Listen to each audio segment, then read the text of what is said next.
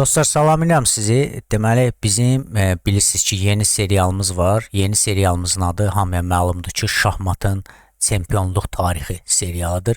Bundan başqa mən YouTube kanalımda başqa seriallarım da var. İstəyirsiniz mən onu sizin nəzərinizə çatdırım. Bəlkə sizə maraqlı oldu və izləyə bilərsiniz YouTube kanalımda. Düzdür, TikTok və Instagramda bunları çox paylaşa bilmirəm. Çünki onlar çox uzun videolar üçün elə də yəni münasib sosial şəbəkələr deyil, ancaq bəzilərini paylaşıram. Deməli, YouTube'da bizim Şah Səfərdədir serialımız var. Şah Səfərdər bizim lisesdə klassik oyunlarımızın serialıdır. Matdan qaçış serialımız var ki, bizim rapid oyunlarımızın serialdır. Yəni rapid oyunlarımı orada paylaşıram.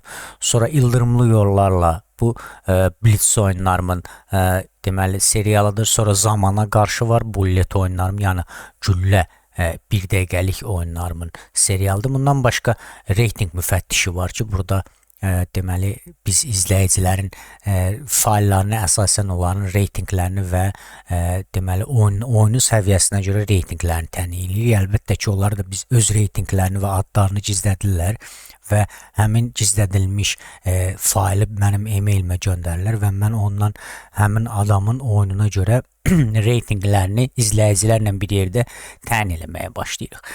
Və bu hal-hazırda danışacağımız yəni çəkdiyimiz serial deməli şahmatın çempionluq tarixidir. Burada birinci serialımızı artıq çəkmişdik. Birinci serialımızda deməli Wilhelm Steinis'in oyunu idi ki, Wilhelm Steinis deməli Zückentort üzərində qələbə qazanaraq birinci şahmat çempionu olmuşdur.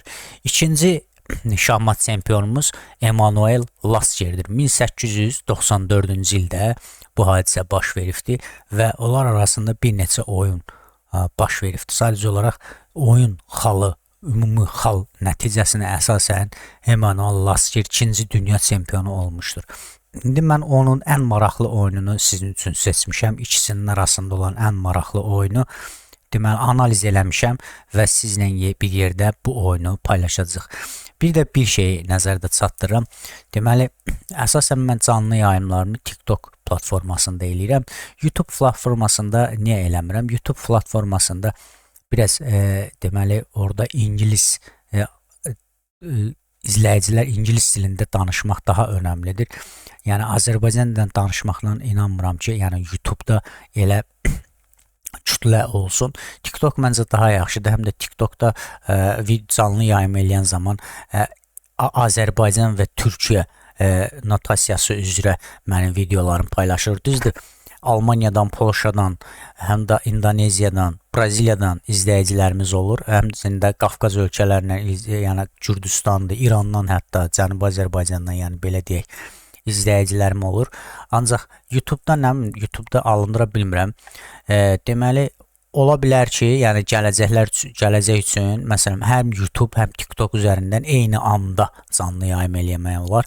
Ancaq hal-hazırda imkanlar ona əl vermir. Çünki YouTube'da da canlı yayım eləsəm artıq kompüter biraz gücə düşür, ona görə də alındırmaq olmur. Deməli, mən belə bir şey deyim. TikTok platformasının sadəcə olaraq bir şey pisdir ki, orada o PK eləyənlərdən başımız gedibdi təmiz. Onlara baxaraq cavan uşaqlar da görürsünüz ki, orada montaj eləyərək saqqal qoyurlar, onlar özlərini onlara oxşatmaq istəyirlər. Və yaxud mən sizə bir söz demək istəyirəm. Yəni onun heç bir mənası yoxdur, sizə də heç bir xeyri yoxdur. Mən heç o oyunun nə məqsədə uyğun olduğunu, nəyə xidmət etdiyini heç mən bilmirəm. Çünki iki nəfər bir-birinin nə bilim acılayır, o azarkeşlər də ola, izləyicilər də ona hədiyyələr göndərirlər. Filan kəs qalib gəldi. Filan kəs nətər qalib gəldi? Daş qaldırmadı, 100 metr qaçmadı, aynən nağarmadı, neynəmədi.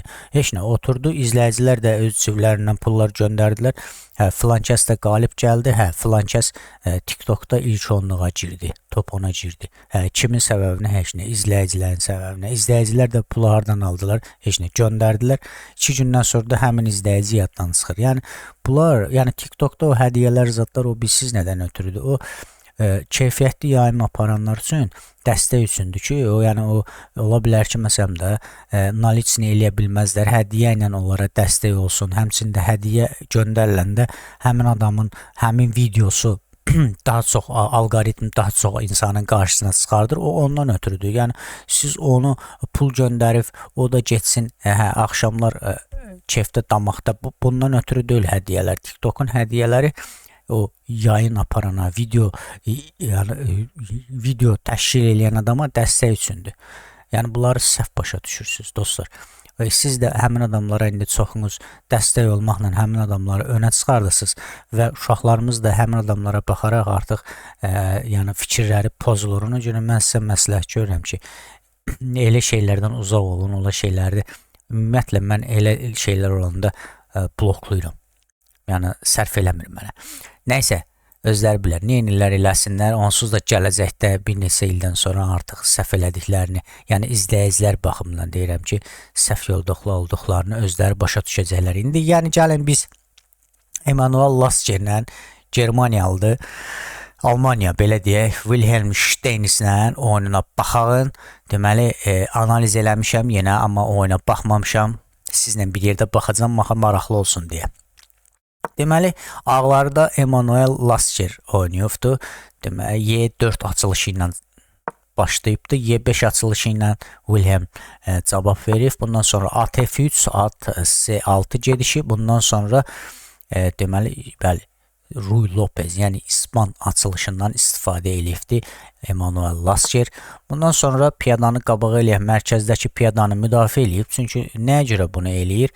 Əgər fil vursa atı, rəqib məcbur olur ki, piyada ilə vursun, ondan sonra mərkəzdəki piyada boş qalır deyə, yəni at götürə bilər deyə Wilhelm Steins piyadasını qabağa eləyir ki, at bağlamaya düşsə belə mərkəzdəki piyadasını, D6 piyadası müdafiə eləsin. Bundan sonra artıq Lasker mərkəzdən hücuma başlayır. Mən bu hücumu xoşlayıram, yəni D4 gedişi eləyərək artıq rəqibin birbaşa mərkəzinə hücum eləyir.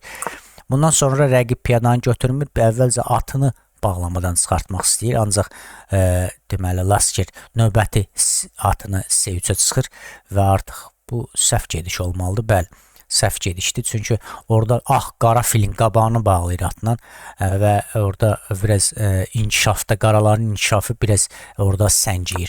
Bundan sonra Lasker filini əlbəttə ki Y3-ə çıxaraq mərkəzdəki piyadasını müdafiə eləyir. Çünki burada at da artıq bağlamadan çıxıbdır, çünki rəqib fili atın şahla önünə qoyubdur və artıq atı bağlamadan çıxıbdır və mərkəzdəki D4 piyadasını fillə də müdafiə etmək olar.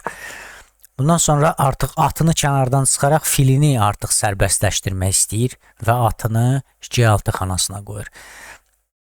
Lasker isə vəzirlə fili bir-birinə calayır və həmçinin də artıq istənilən anda ya böyük ya kiçik qala qurma eləyə bilər ağlar. Steins bəli, fili çıxdı Y7, artıq kiçik qala qurma vaxtı çatıb və hazırlaşır ki, kiçik qala qursun. Bundan sonra Lasker böyük qala qurur və yəqin ki, növbəti gedişlərdə şah cinahından artıq piyadaları qabağa eləyərək rəqibə hücum eləyəcək. Rəqib isə filə hücum eləyir. Əlbəttə ki, fil orada ya geri çəkilməlidir, ya atı vurmalıdır. Ancaq atı vurmaq əvəzinə fili geri çəkməyi üstün bilir. Burada isə D4 piyadasını artıq piyada ilə ya atla vurmağı tövsiyə eləyir. Atla vursa nə olur ki burada? Atla vursa. Gəlin bunu atla yoxlayaq görək, atla vuranda nə eləyir? Atla vuranda atla vurur. Bəli, mərkəzdə deməli piyada saxlayır. Nə bilim, ancaq piyada ilə vurmaq görək hansınla nə edir bu vəbşi ümumiyyətlə.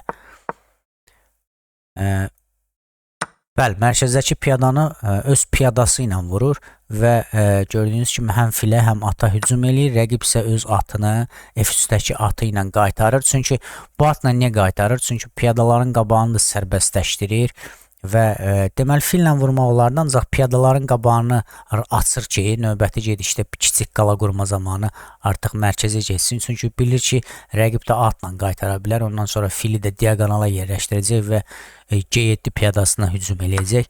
Bəli, rəqib atla götürür. Bu səfər vəzirlə götürür, ancaq məncə fillə götürsəydi daha məqsədə uyğun olardı.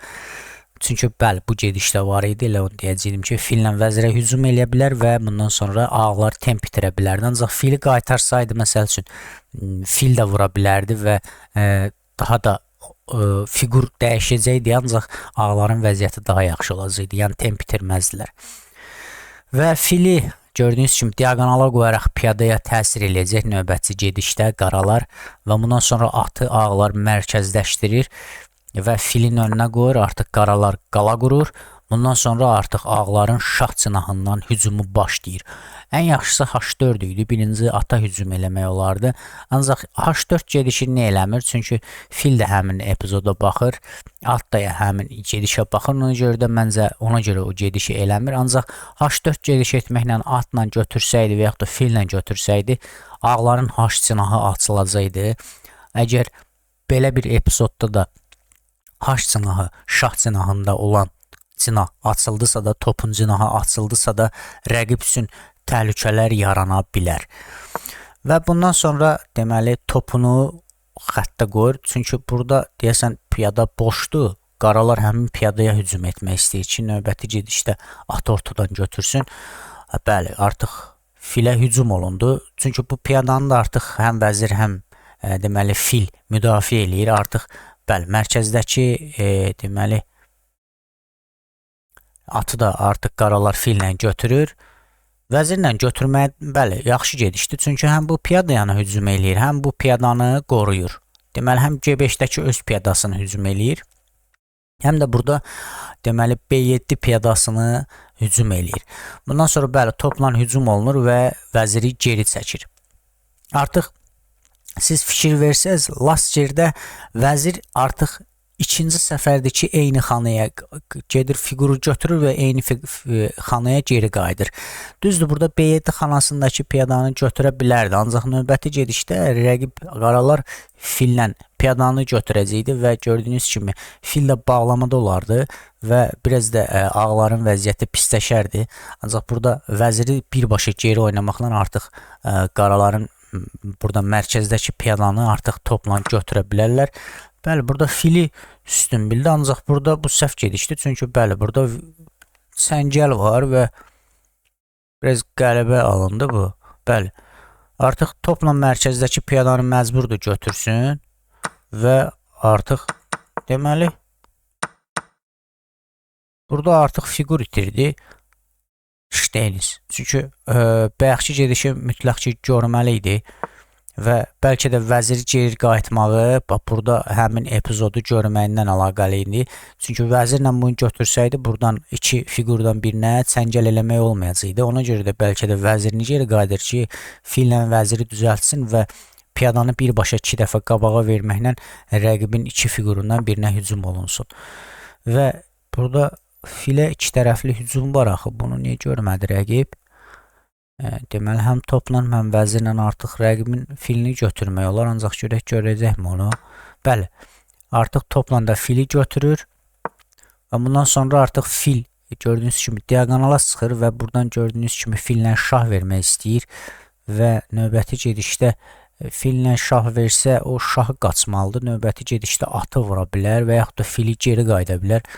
Ona görə də burada topu gəlib o piyadanı, F7 piyadasını müdafiə etmək yəni kompüter tövsiyə eləyir. Ancaq Steynitz atı oynayır H8-ə ki, piyadanı müdafiə eləsin. Çünki topu buradan çəkmək istəmir. Çünki burada piyadalarla hücum eləyəcək. Yəqin ki, o piyadaları müdafiə eləməkdən ötürü o top ona lazımdır. Ona görə də topu A8 xanasından hərəkət elətdirmir. Və H4 gedişi artıq gəlir və rəqibin şah cinahına piyada hücumu başlayır. Qaralar isə yenə dayanmır. Birinci C6, sonra da B5 eləyərək ağ filə hücum eləyəcək əlbəttə ki. Və ağlar yenə piyada irəli çəkir. Artıq gördüyünüz kimi həm F7-yə, həm H7-yə artıq 3 qat zərbə var və rəqib burada filin önünü bağlayır. Əlbəttə ki, piyada ilə piyada ilə şah verir, şahla götürür və fili geriyə çəkərək yenə şah verir. Yəqin ki, o piyadanı templə eləmək istəyirdi, ancaq nə bilim, o piyadanı hələ ki qabağa vermək elə də düz idi, düz deyildi.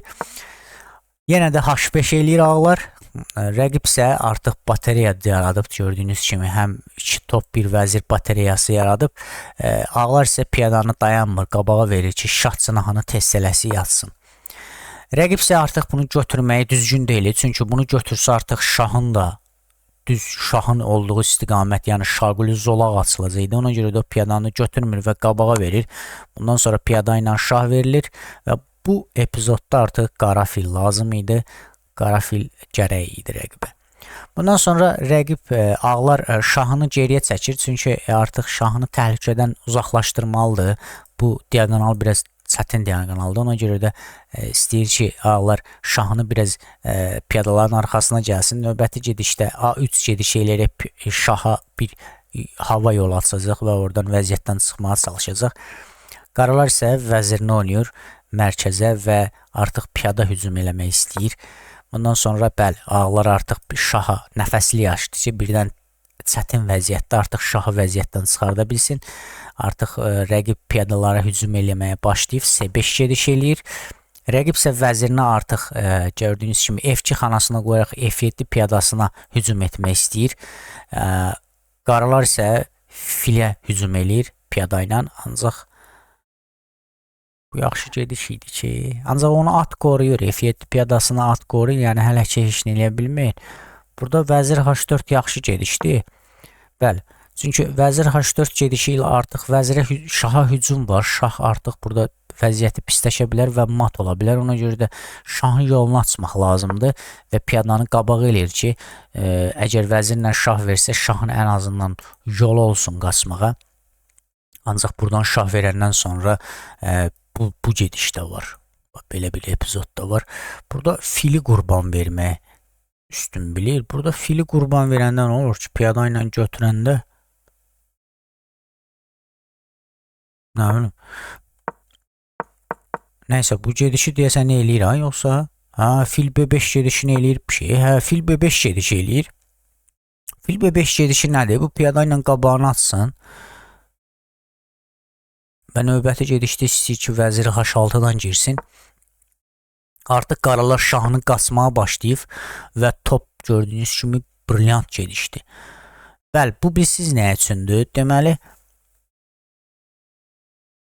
Deməli, rəqib artıq o fili vurmağa məcburdur. Çünki fillə şah verilir, atla qaytarılır və bu piyada artıq vəzirə çıxa bilir. Bu niyə görə belədir?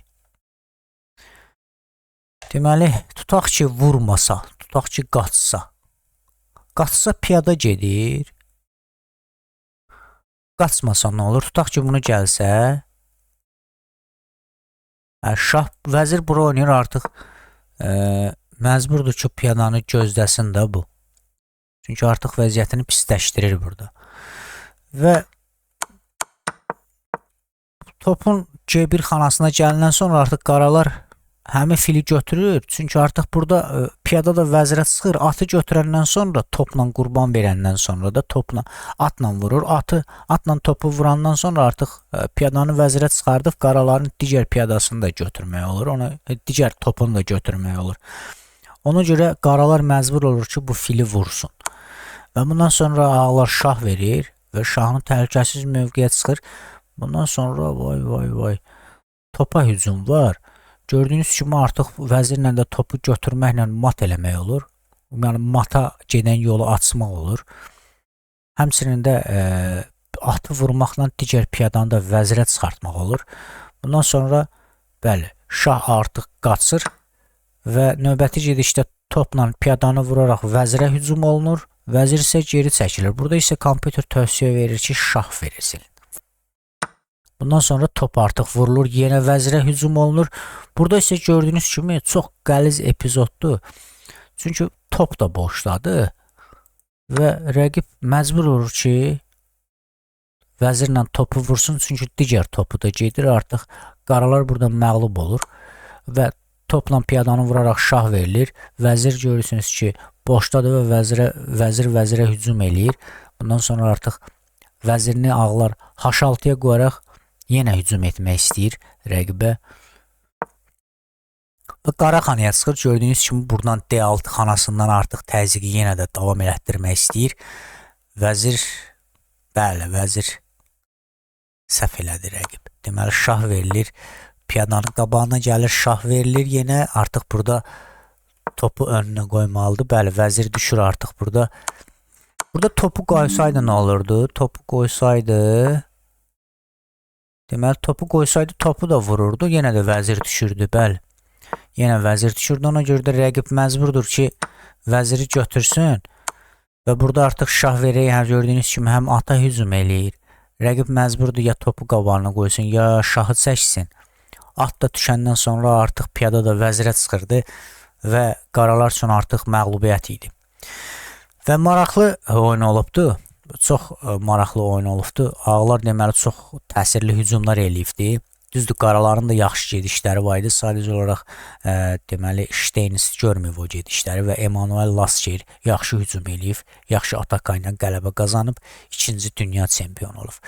Növbəti videomuzda biz 3-cü dünya çempionu ilə bağlı video paylaşacağıq. Yəqin ki, ümid edirəm ki, sizin bu oyun xoşunuza gəldi. Rəy bölməsində fikirlərinizi yazarsınız. Ola bilər ki, mən də sizin kimi birinci səfərdə baxırdım oyuna və sadəcə olaraq analiz eləmişdik. Ola bilər ki, gözümdən yayınsın. Siz də öz fikirlərinizi oyun barədə bir rəy bölməsində yazarsınız dostlar. Sağ olun, izlədiyiniz üçün minnətdarım.